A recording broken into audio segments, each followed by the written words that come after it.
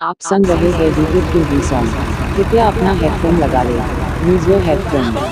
कैसे हैं? बड़ा हाला सुनाई दे रहा है। लड़कन सब कमेंट भी कर रहा है। क्या देवर जी, तुम भी ना खाली मजाक करते रहते हो। तुमको हम पे विश्वास नहीं है? नहीं है तो लो सुनो। विश्वास तो है ना।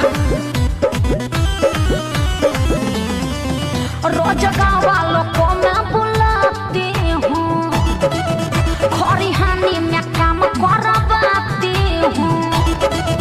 रोजगा वालों को मैं बुलाती हूँ, खरिहानी में काम करवाती हूँ। गतान कटवाती हूँ, बोझा बन्हवाती, गतान कटवाती हूँ, बोझा बन्हवाती हूँ। हाथ क्यों तुमल रहा है? अरे और सुनिएगा, दिमाग फेल हो जाएगा। अरे बताइए ना भौजी, और क्या चल रहा है? चैत में अदौरे चल रहा है, थ्रेसर से भूसा निकल रहा है। चैत में अदौरे चल रहा है, थ्रेसर से भूसा निकल रहा है। सुन रहे हैं यूट्यूब की भी सॉन्ग। कृपया अपना हेडफोन लगा लें। Use your headphone.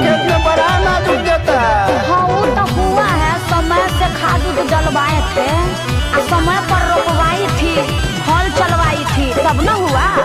जानते हैं 20,000 तक पटौनी में लग गया। अच्छा, और कब?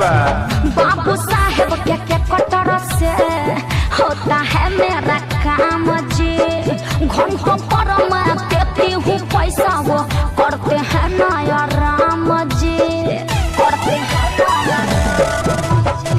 बाबू साहेब के कटर से होता है मेरा काम जी। घंटों पर मैं देती हूँ पैसा, वो करते हैं नया राम जी। 12 बीघा है खेत मेरा, 12 बीघा है खेत मेरा, मेहनत से देह गल रहा है। चुपचाप भूसा ताड़िए, ज्यादा मत बोलिए। अरे तो और क्या चल रहा है, जल्दी बताइए ना।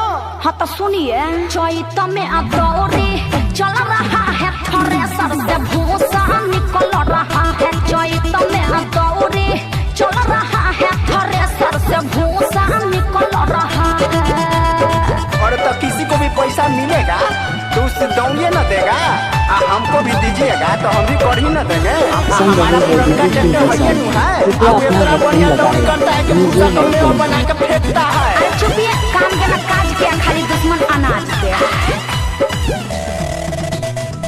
3 कुंटल तीसी है निकलल, 6 कुंटल सरसों जी।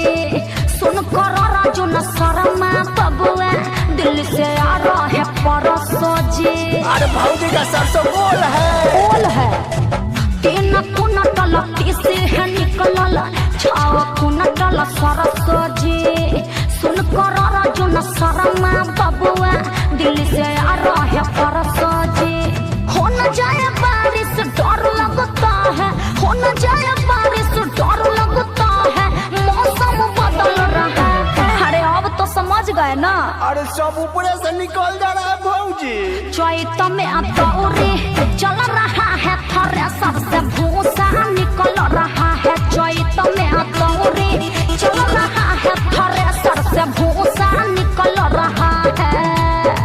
अरे अपना तो मजा ही मजा है।